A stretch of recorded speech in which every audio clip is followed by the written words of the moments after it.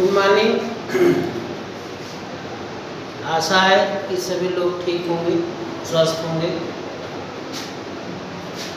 कल टॉपिक चल रहा था हमारा अनुनाद का, बहुत अच्छा टॉपिक था। रेजोनेंस बताया हमने इसमें।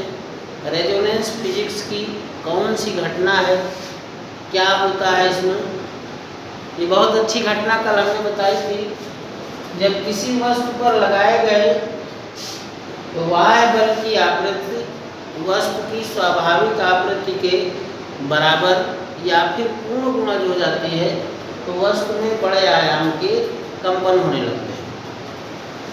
वस्तु में बड़े आयाम के कंपन होने लगते हैं, तो इन कंपनों को तो कहा जाता है अनुनादी कंपन, और इस घटना को कहते हैं रेजोनेंस अनुनाद।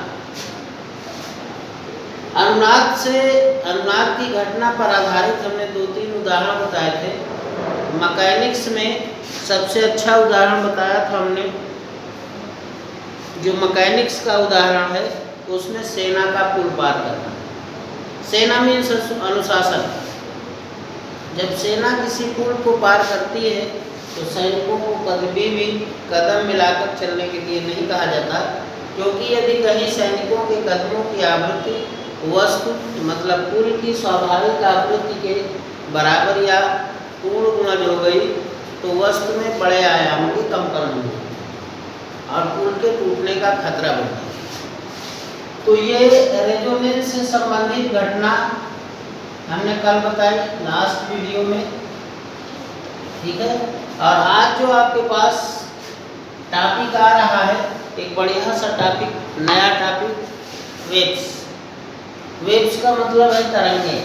वेव्स मीन्स तरंगे। तो ये एक नया टॉपिक है, नई यूनिट है, तो इस नई यूनिट को नई ऊर्जा के साथ पढ़िए, ठीक है। वेव्स,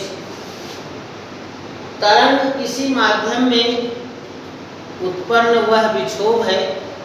विक्षोभ का मतलब हलचल। तरंग किसी माध्यम में उत्पन्न वह विक्षोभ है जो अपना स्वरूप बदले बिना एक निश्चित चाल से आगे बढ़ता रहता है। आगे बढ़ता रहता।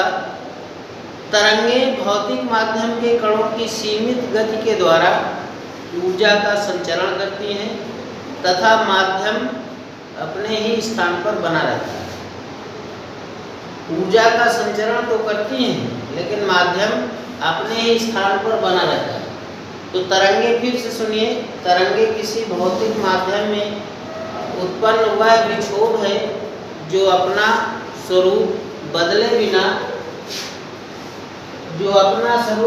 बिना माध्यम में एक निश्चित चाल से आगे बढ़ता है। तरंग के किसी माध्यम में चलने की घटना को कहा जाता है तरंग गति। तरंग गति, वेव मोशन। तो पहली चीज ये क्लियर कीजिए, किसी भौतिक माध्यम में उत्पन्न वह विक्षोभ है जो अपना स्वरूप बिना बदले एक निश्चित चाल से आगे बढ़ता है। और ये जो तरंग के चलने की घटना होती है इसे कहा जाता है तरंग गति। तो वेव मोशन तरंग गति कहते हैं। तो तरंग अलग चीज है और तरंग गति अलग चीज है। अपना स्वरूप बदले बिना जो माध्यम में आगे बढ़े उसे तो तरंग कहा जाता है। और तरंग गति, माध्यम में तरंग के चलने की घटना को कहते हैं तरंग गति। और टाइप्स ऑफ वेव्स या kinds of waves. Types of wave मतलब तरंगों के प्रकार। मुख्यतः तरंगे 2 ही प्रकार की होती हैं। There are 2 types of waves. पहली है अनुप्रस्थ तरंगे, ट्रांसवर्स वेव्स, और ये छोटी कक्षाओं में पढ़ चुके हैं, ट्रांसवर्स वेव्स, ठीक है, अनुप्रस्थ तरंगे। और दूसरी होती हैं लॉन्गिट्यूडिनल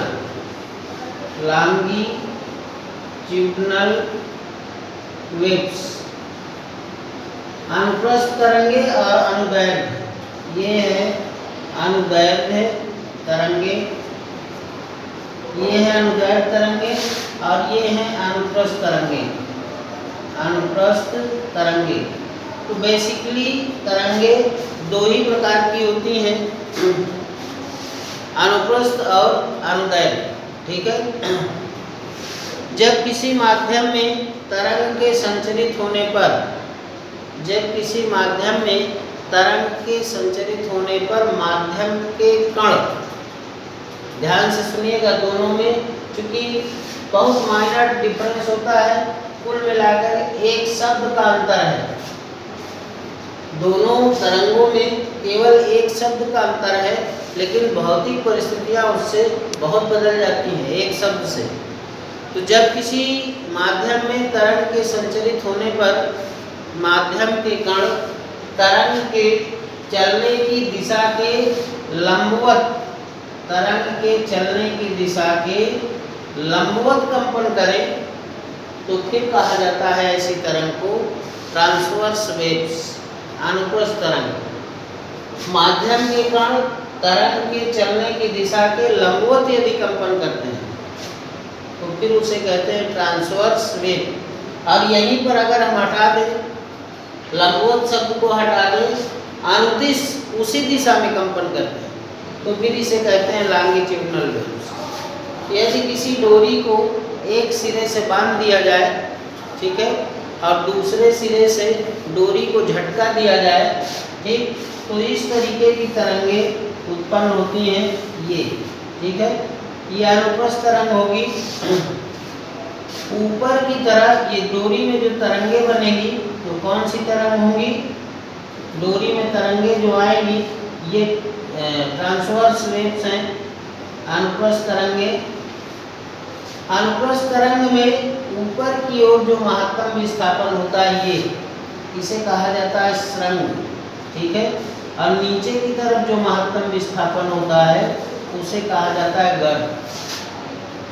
ट्रांसवर्स वेव्स में, अनुप्रस्थ तरंग में ऊपर की तरफ जो अधिकतम विस्थापन होता है उसे स्रंग कहा जाता है, नीचे की तरफ जो अधिकतम विस्थापन होता है उसे गर्त कहा जाता है।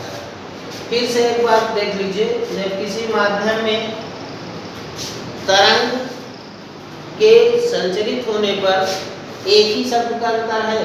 जब किसी माध्यम में तरंग के संचरित होने पर माध्यम के कण तरंग के चलने की दिशा के लंबवत कर, तरंग के चलने के लंबवत दिशा में कंपन करें। ये शब्द है, एक ही मात्र शब्द को आपको पकड़ना है। तरंग के चलने की दिशा के लंबवत कंपन करें तो ऐसी तरंग को कहा जाता है ट्रांसवर्स वेव्स। तो विद्युत चुम्बकीय तरंगे, जो विद्युत चुम्बकीय तरंगे होती हैं वो अनुप्रस्थ तरंगे ही होती हैं। ध्यान रखिएगा, वन लाइनर क्वेश्चन भी है। अनुप्रस्थ तरंगे होती हैं विद्युत चुम्बकीय तरंगे। जो विद्युत चुम्बकीय तरंगे होती हैं, विद्युत चुम्बकीय तरंगे वो अनुप्रस्थ ही होती हैं। यहाँ पर जब किसी तरंग के संचरित होने पर माध्यम के कण तरंग के चलने की दिशा के समांतर या अनुदिश उसी दिशा में कंपन करें तो ऐसी तरंग को कहते हैं अनुदैर्घ्य तरंग। अगर एक स्प्रिंग को टांग दिया जाए किसी आधार से और उसको खींच करके छोड़ दिया जाए तो जब कंपन करने लगेगी तो जो उसकी गति होगी तो कौन सी तरंगे उसमें उत्पन्न होंगी? अनुदैर्घ्य तरंगे। जैसे यहाँ पर महत्तम विस्थापन को स्रंग कहा जाता है ऊपर की तरफ, यहाँ पर गर्त कहा जाता है नीचे की तरफ। सेम इसी तरीके अनुदैर्घ्य में होता है संपीड़न और विरलन, संपीड़न और विरलन। ठीक है, सिकुड़ना फैलना होता है उसमें, तो यहाँ एक हो जाएगा सिकुड़ने में संपीड़न और दूसरा हो जाएगा विरलन। ध्वनि की तरंगे, वन लाइनर क्वेश्चन है यहाँ से, जैसे विद्युत चुम्बकीय तरंगे होती हैं तो ऐसे ही ध्वनि तरंगे अनुदैर्घ्य तरंगे होती हैं। जो ध्वनि की तरंगे होती हैं, ये दो क्वेश्चन इसमें ध्यान रखिएगा, वन लाइनर क्वेश्चन है। विद्युत चुम्बकीय तरंगे अनुप्रस्थ तरंगे होती हैं जबकि ध्वनि की तरंगे अनुदैर्घ्य तरंगे होती हैं। तो ये आज टॉपिक शुरू हुआ, एक महत्वपूर्ण और अच्छा सा टॉपिक। ठीक है, वेव्स, तरंगे। ठीक है, तरंग किसी माध्यम में आगे बढ़ना, एक विक्षोभ है। जब विक्षोभ आगे बढ़ता है तो उसे कहा जाता है, विक्षोभ का मतलब हलचल होता है, तो विक्षोभ के आगे बढ़ने की प्रक्रिया को तरंग कहते हैं। और ये जो घटना होती है उसे तरंगति कहा जाता है। ऊर्जा का संचरण करती हैं तरंगें, लेकिन माध्यम के कण अपने स्थान पर बने रहते हैं। टाइप्स ऑफ वेव्स में दो तरीके की तरंगें हैं, विद्युत चुंबकीय अनुप्रस्थ तरंगे और अनुदैर्ध्य तरंगे। दोनों में मात्र एक शब्द का अंतर है, इसमें लंबवत होता है और इसमें अनुदिश होता है, उसी दिशा में। जब किसी तरंग के चलने पर माध्यम के कण तरंग के चलने की दिशा के लंबवत कंपन करते हैं तो फिर वो तरंगें अनुप्रस्थ होती हैं, और जब उसी दिशा में करते हैं तो वो तरंगें अनुदैर्ध्य होती हैं। एक डोरी को किसी एक सिरे से बांध करके दूसरे सिरे पर झटका दें तो उसमें ये अनुप्रस्थ तरंगें उत्पन्न होती हैं। ऊपर की तरफ जो विस्थापन होता है स्रंग, नीचे की तरफ जो होता है गर्त। ऐसे ही स्प्रिंग में आती हैं लॉन्गिट्यूडिनल वेव्स। इसमें जैसे स्रंग और गर्त है, इसमें संपीड़न और विलयन होता है। तो यहाँ तक कि हम आपको इमेज भेज रहे हैं अनुप्रस्थ और अनुदैर्ध्य तरंगों तक, तो यहाँ तक का नोट्स पूरा कीजिएगा। और इसके आगे कल एक महत्वपूर्ण सूत्र, इसमें संशोधित सूत्र लेके आएंगे, बहुत अच्छा सा सूत्र होगा। तब तक के लिए बहुत बहुत